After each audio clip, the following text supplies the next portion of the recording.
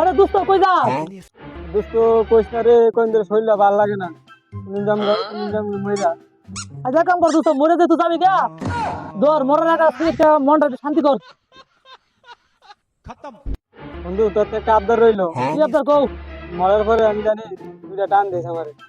ইনশাআল্লাহ আমার আবদার তো আশা পূর্ণ করব, মধ্যে মরে যাস গা, মরার দিন একটা হলো তুই টান দেওয়া দিন, ঠিক আছে? যাও জায়গা দোস্ত, আই যাও, চলো ভালো চলো চলো থাকিস। চলো।